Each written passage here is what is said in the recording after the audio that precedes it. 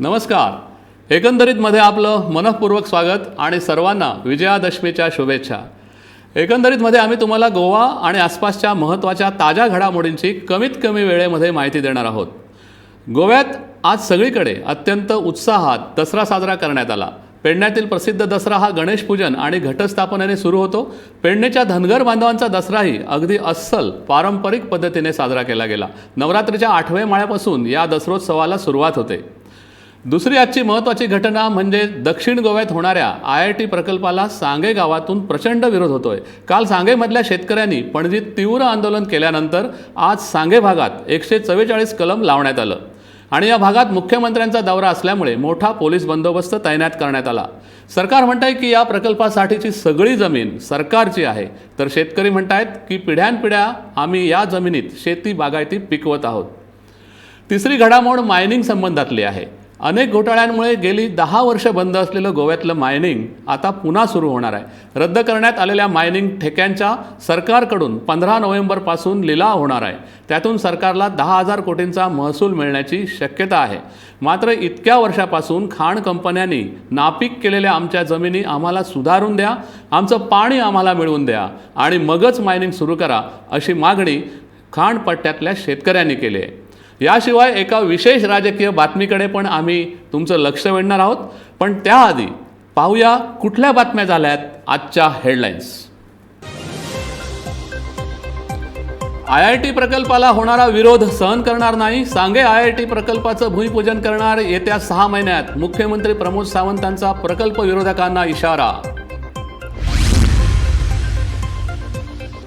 येत्या 10 दिवसात गोव्यातल्या सर्व प्रकारच्या वाहन सुविधा होणार एकाच ॲपवर उपलब्ध. गोव्यात ॲप बेस्ड टॅक्सी सेवा सुरू करण्याचे वाहतूक मंत्र्यांनी दिले संकेत.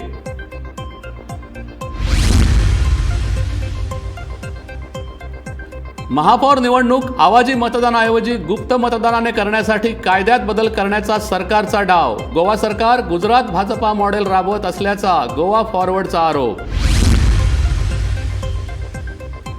कदंबा महामंडळाचा कारभार होणार डिजिटल. कोणत्याही कर्मचाऱ्याला कमी करणार नाही. कदंबाच्या 42व्या वर्धापन दिनी मुख्यमंत्र्यांचं आश्वासन.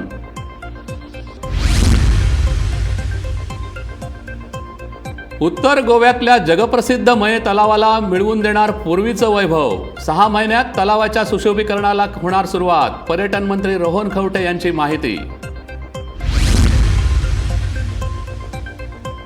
आणि बंदी असतानाही गोव्यात धीर्यो सुरूच. पेडणेमधल्या कोरगाव गावात भल्या पहाटे लागल्या बैलांच्या झुंजी.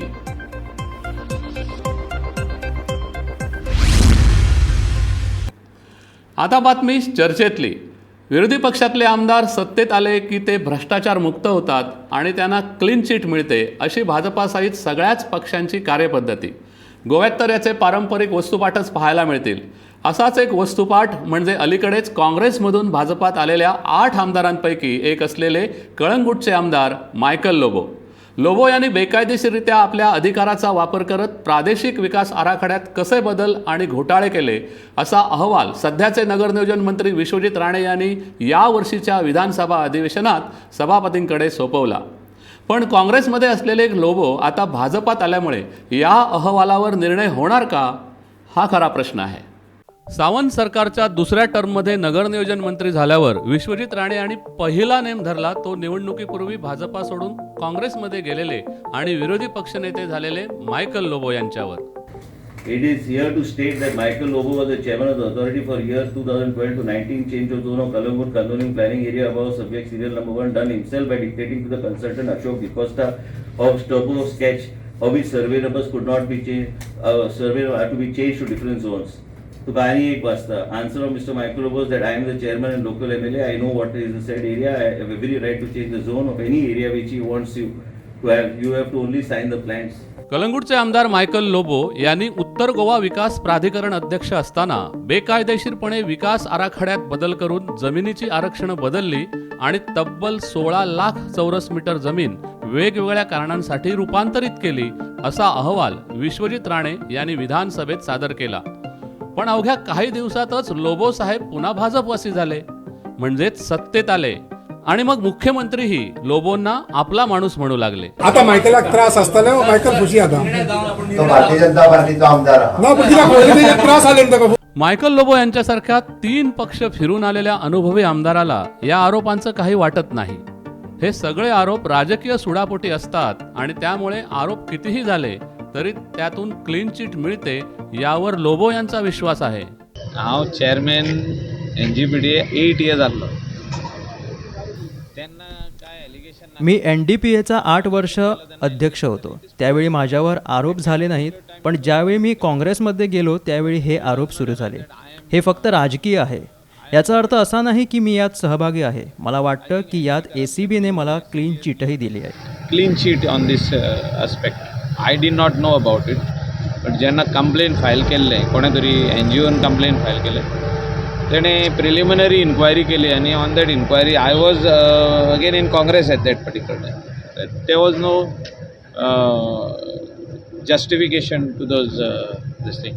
पण मायकल लोबो भाजपात आल्यामुळे खरी गोची झाली आहे ती त्यांची प्रकरणं बाहेर काढणाऱ्या नगर नियोजन मंत्री विश्वजित राणेंची. त्यामुळे आपण जे काही केलंय ते कायदेशीर आणि तज्ज्ञांचा सल्ला घेऊनच केलंय असं आता सांगण्या वाचून राणेंकडे पर्याय नाही. मी एकच सांगतो, जे काय केलेलं आहे शिस्तप्रमाणे केलेलं आहे. तरी बी काय चौकशी पुढे न्यायची आहे, चेक करायचं आहे, ते चेक करू. पण काय कोण काय म्हणतं कोण म्हणत नाही, आम्ही सगळे एका पक्षात आता आहे आमदार, आणि जे काय करायचं आहे ते ऑलरेडी केलेलं आहे. जे काय बंद करायचं योग्य तऱ्हेने ते फॉर्मॅलिटी सगळं कंप्लीट करून बंद करू. सत्ताधारी पक्षात आल्यामुळे मायकल लोबोंना काही काळात मंत्रिपदही मिळेल. त्यामुळे साहजिकच त्यांचं राजकीय वजनही वाढेल. शिवाय लोबोंमुळे येत्या लोकसभा निवडणुकीत उत्तर गोव्यातून भाजपाला विजयाची खात्रीही आहे. अशा परिस्थितीत लोबोंवर काय, कधी आणि कशी कारवाई होणार हा प्रश्नच आहे. Bureau report, Gomantak TV. एकंदरीत आहे हे असं आहे. लोकशाहीची क्रूर थट्टा वगैरे शब्द अगदी थिटे पडतील असं इथलं राजकारण आहे. एकंदरीतमध्ये आता इतकंच. जाता जाता गुलजार यांच्या शब्दात सांगायचं झालं तर मिलता तो बहुत कुछ है ज़िंदगी में, मिलता तो बहुत कुछ है ज़िंदगी में, बस हम गिनती उसी की करते हैं जो हासिल न हो सका. धन्यवाद. उद्या पुन्हा भेटूया. शुभरात्री.